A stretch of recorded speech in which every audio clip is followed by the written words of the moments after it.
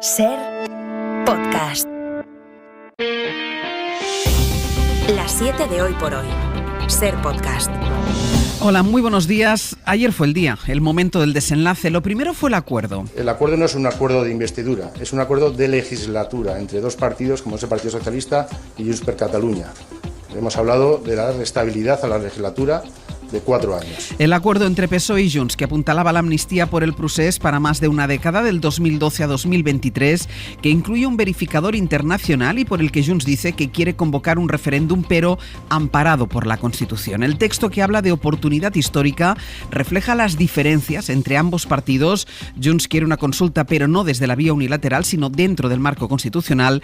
El PSOE ofrece, en cambio, más autogobierno, desarrollando el estatut vigente. José Luis Astreola. Hola, buenos días. Ese fue el primero de los hitos del jueves, el acuerdo cuya firma no vimos, que el PSOE asegura que garantiza la estabilidad para toda la legislatura, como escuchábamos decir antes a Santos Cerdán. Aunque Carles Puigdemont, que insistió varias veces en que no se fía y por eso quiere siempre la figura del mediador internacional cuando negocie fuera de España con los socialistas, llamaba a discutir punto por punto. Perquè efectivament entrem en una etapa inèdita. Una etapa que caldrá saber explorar y explotar. Después de que el PSOE y Junts presentaran por separado el acuerdo, el día siguió con una marea de reacciones. Para el líder del PP, Alberto Núñez Feijóo, España se está enfrentando a una amenaza equiparable al golpe de Estado del 23F y al terrorismo de ETA. La humillación a la que el señor Sánchez está sometiendo a nuestro país está siendo completa e inapelable, hasta el punto de que los independentistas han decidido anunciar este acuerdo en el aniversario de la convocatoria ilegal que ha tenido Cataluña hace unos años. Santiago Abascal habló, como hizo también Isabel Díaz Ayuso, de dictadura. Apelamos a esa resistencia civil, pacífica pero firme, que va a ser larga, pero que solo tiene un fin y que nosotros conocemos y aceptamos. O el dictador en el banquillo, o los que nos oponemos a este golpe en la cárcel. Y el día acabó de nuevo con protestas a las puertas de Ferraz, esta vez la mayor concentración de los últimos días. Otra noche de disturbios frente a la sede del Partido Socialista en Madrid, esta vez con 14 detenidos. Más de 8.000 personas se concentraron ayer en la capital. Según la delegación del Gobierno, la séptima jornada de protestas, la más numerosa, como dices, transcurría de manera pacífica, aunque con muchos insultos, gritos que pedían de algunos un alzamiento nacional. Después un grupo de ultras lanzó bengalas y otros objetos contra la policía y ahí comenzaron las cargas. Los agentes trabajan en más detenciones. Ocurrieron muchas cosas ayer, justo cuando se conocía ese pacto por el que Junts apela a la Constitución para poder convocar el referéndum. Tanto Junts como Esquerra se desmarcaban de una moción de la CUP en el Parlament que pedía volver a la vía unilateral. Barcelona, Sergi López, buen día. Hola, buen día. Tanto Junts como Esquerra decidieron abstenerse, de manera que las votaciones para volver a la unilateralidad solo obtuvieron el apoyo de los 9 diputados de la CUP. El PSC, los Comunes, Vox y el PP votaron en contra de esta propuesta, que defendía rechazar una nueva ley para consultar sobre la independencia, y la diputada de la CUP, Montserrat Viñas, decía que hoy celebran la amnistía, pero que ahora ven que la autodeterminación ha caído del todo de la ecuación. Junts y Esquerra replican que el contexto ha cambiado y que además la ley del referéndum ya se votó en 2017. Eso en Barcelona. En Madrid, la marea de redacciones de la que les hablaba no fue solo política, ante la trascendencia del acuerdo y lo que implica. El Poder Judicial y todas las asociaciones de jueces y fiscales, tanto conservadoras como progresistas, rechazan el término lawfare, la palabra que han utilizado todos estos años los independentistas para referirse a un uso abusivo de la justicia que, denuncian ellos, se utiliza para perseguir a rivales políticos. Jueces y fiscales primero y Consejo después se opusieron a la aceptación de un término que, dicen, afecta a su independencia. Pedro Jiménez. Las asociaciones judiciales, incluida la progresista, la Asociación Progresista de Fiscales y el Consejo del Poder Judicial, se han mostrado en contra del lawfare pactado por PSOE y Junts con argumentos idénticos. La Comisión Permanente del Poder Judicial, con el apoyo de 2 de las 3 vocales progresistas, ha mostrado su frontal rechazo y su repudio, porque dice que implica potencialmente someter a revisión parlamentaria, política, decisiones enmarcadas en la exclusividad de los tribunales que se produjeron de forma plenamente acorde con la legalidad entonces enjuiciada. Se trata, concluyen, de una inadmisible injerencia en la independencia judicial y un flagrante atentado a la separación de poderes, y advierten con acciones legales si se materializa. El PSOE aseguró luego que no se van a crear nuevas comisiones para detectar casos de persecución judicial. Afirma que este pacto se refiere a las ya acordadas al negociar la mesa del Congreso. Entre todo este terremoto, el PSOE ya solo le falta el voto a favor del PNV y ya echa cuentas para la semana que viene. Porque los socialistas quieren dar primero espacio y foco al PNV, al que han llamado siempre su socio preferente. Después, la fecha de investidura la tendrá que fijar ya la presidenta del Congreso, pero fuentes del partido apuntan al miércoles y al jueves de la semana que viene. Hoy es viernes, es 10 de noviembre.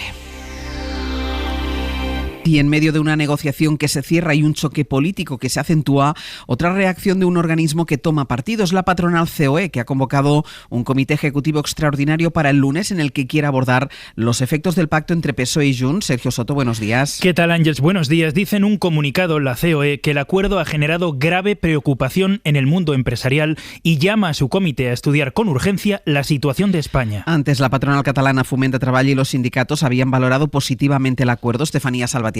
La palabra amnistía ni siquiera es considerada por la COE y hace tan solo 2 días el presidente de CEPIME, Gerardo Cuerva, decía esto. Somos contrarios a la amnistía porque entendemos que no obedece a un interés general. Aunque en la patronal catalana sí ven con buenos ojos el punto del acuerdo que hace referencia a facilitar el retorno a Cataluña de la sede social de las empresas que cambiaron de ubicación en los últimos años.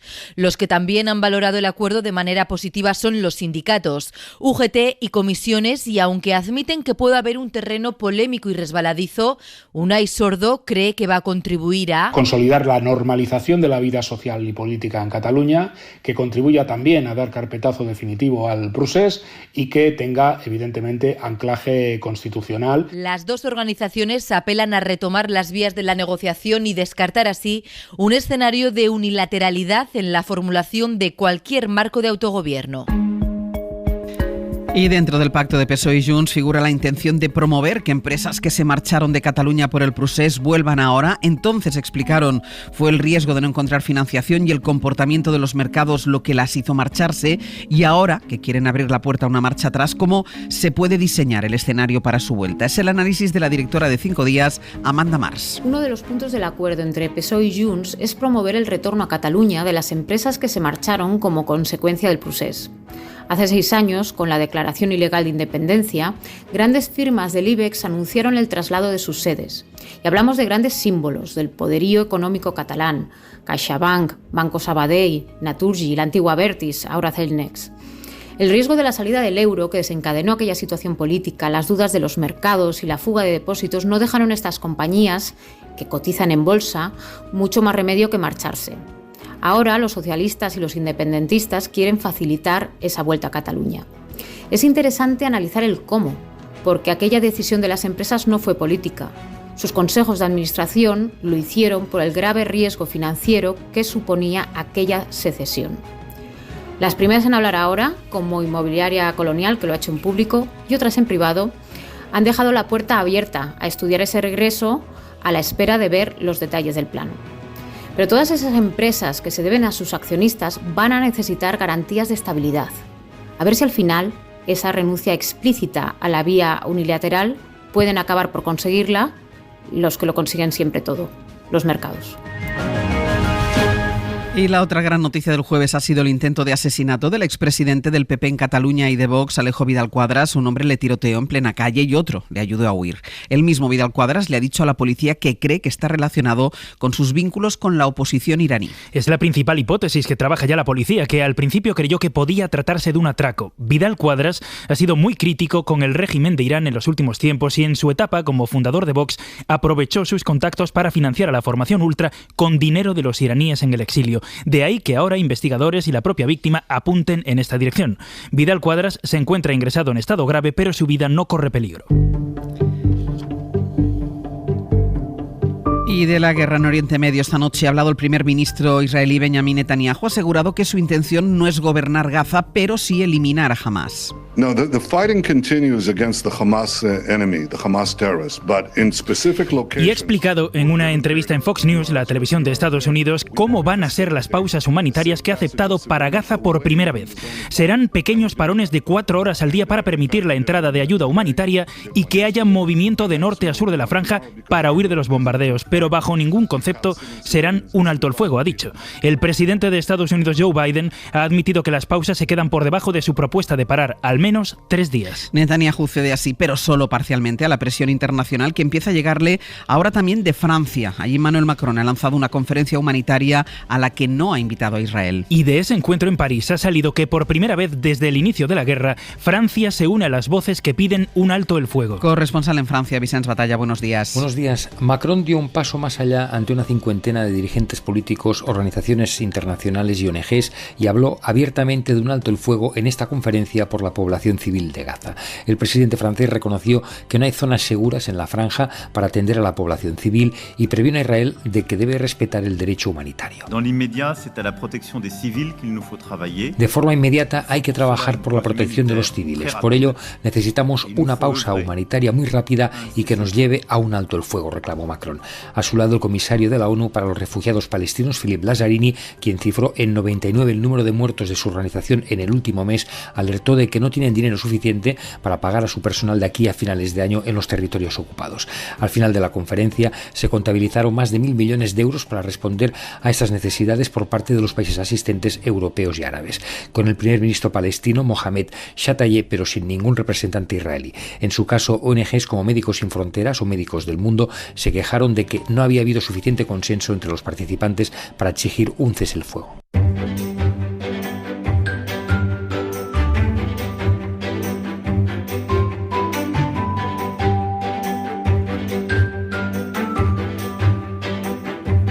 Nos vamos hasta Aragón, en Radio Zaragoza. Está Pepe Las Marías. Pepe, buenos días. Hola, buenos días. Y en Canarias, Andrea Expósito, buenos días. ¿Qué tal? Buenos días. Mira, Pepe, voy a empezar contigo por una historia que le estamos haciendo seguimiento, vamos a decir, y es ese concejal que robó un bote de lubricante de la farmacia en un pueblo de Zaragoza, que se resiste a dimitir, pero que sea de un compañero suyo de partido. ¿Qué tiene que ver? Sí, la historia la contamos, como decías Ángeles, hace un par de semanas. Un concejal de Villanueva de Gállego se llevó de la farmacia un bote de lubricante, pero le pillaron porque le grabaron las cámaras de vigilancia. Él de momento se resiste a dimitir, dice que lo hará en próximos días porque quiere dar la cara en el pleno que se celebra en el Ayuntamiento el día 20. Pero a todo esto, el concejal que dimite, que su compañero dice que lo hace por ética, viendo que su compañero de partido no lo hace. Pero si él no robó nada. Bueno, ya, pero bueno, ya, bueno. Muy digno se va. Sí, podemos pensar otra cosa, pero mira, como no sabemos nada más, que por cierto, Ángeles, el concejal del lubricante, José Antonio Lahuerta, se llama así, lo es por la Federación de Independientes de Aragón, que es un pequeño partido político, pero antes ha pasado por PSOE, UPyD y Ciudadanos. Vale, se va el compañero y él sigue. Bueno, seguiremos pendiente. Seguiremos pendiente de este caso. Mira, que estábamos hablando de robos, uno surrealista en La Laguna, Andrea, un hombre que ha intentado forzar varios coches y para que no lo pillen ha acabado tirándose al mar, donde ha tenido que estar un ratito largo. Pues sí, intentaba robar en esos coches, unos chicos jóvenes lo vieron, dieron la voz de alarma a la policía, fue entonces cuando este pobre ladrón, asustado, decidió tirarse al mar para huir de los testigos, a pesar del mal estado del mar, que llevamos en aviso amarillo toda la semana por fenómenos costeros con olas de 4 y 5 metros, permaneció en el agua más de 1 hora y cuarto hasta que los socorristas lo sacaron del mar. Una vez fuera, fue detenido obviamente por varios agentes de la policía local que lo estaban esperando en la orilla e inmediatamente tuvo que ser trasladado al centro de salud del municipio con síntomas de hipotermia, al pobre. Y una reportera del diario inglés The Telegraph, Pepe, emocionada, es que hay para estarlo, con las tapas y con las ruinas de Zaragoza. Por supuesto, se llama Emma Beaumont, pasó 3 días en la ciudad y ella destaca sobre todo la oferta gastronómica y monumental de Zaragoza. Hace un repaso de una decena de monumentos que dice que los ingleses no se pueden perder, como la Basílica del Pilar, entre otros, el Palacio de la Aljafería o las murallas romanas. Esta reportera dice que se enamoró del casco histórico de Zaragoza, sobre todo de la zona del Tubo. Señala que la comida es vida en Zaragoza y además la compara con San Sebastián, asegurando que las tapas aquí están igual de buenas, pero a la mitad de precio. Y para ella el plato estrella es el ternasco de Aragón. La verdad es que nos ha hecho un campañón esta reportera. Bueno, tendrá que ya saldrá en su defensa San Sebastián. Y el taxi con más kilómetros del mundo está en Canarias, pero lo bueno, Andrea, es que ha hecho tantos kilómetros sin salir de la isla. Exacto, quien haya cogido un taxi en Maspalomas, a lo mejor al sur de Gran Canaria, quizás haya tenido la suerte de viajar en el taxi con más kilómetros del mundo, con Dominguito al volante o una vez fallecido con su hijo, pero lo sorprendente de esta historia es, como dices, que este vehículo no ha salido de la isla, ha hecho 7 millones de kilómetros sin salir de Gran Canaria. Hoy en día ha recorrido la misma distancia que se hubiera ido a la Luna 9 veces o que se hubiera dado la vuelta al mundo 175 veces. De hecho, el cuentakilómetros ya no tiene números suficientes para marcar el kilometraje de del coche y los 3 conductores que trabajan con ese vehículo lo están apuntando a mano. 7 millones de kilómetros. 7 millones solamente en Gran Canaria, sin salir de allí. ¿Y sigue funcionando el taxi? Sigue, desde 1986. Andrea, Pepe, gracias. Buenos días. Hasta luego. Adiós. Y vamos con nuestra recomendación cultural para empezar el día. Es viernes, así que toca cine. Pepa Blanés. Esta semana hay películas en cines y un estreno potente en plataformas. Vamos a empezar por las salas donde el cine español campa a sus anchas. Isabel Cochet analiza el deseo femenino en Un amor, una película sobre lo turbio con Laia Costa y Jovet Keuskerian dando vida a los protagonistas de la novela de Sara Mesa. Aquí todo el mundo sabe todo de todo el mundo. Bueno, la ventaja de estos sitios.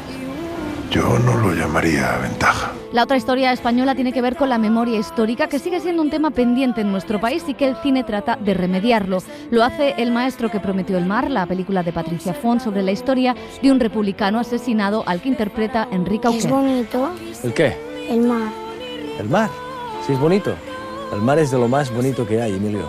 ¿Ninguno de vosotros ha visto el mar? No. Y mientras, como decimos, en Netflix estrena El asesino. Es la película de David Fincher que analiza la decadencia de la sociedad a través de la figura de un asesino a sueldo, Michael Fassbender. Cíñete al plan. No te fíes de nadie.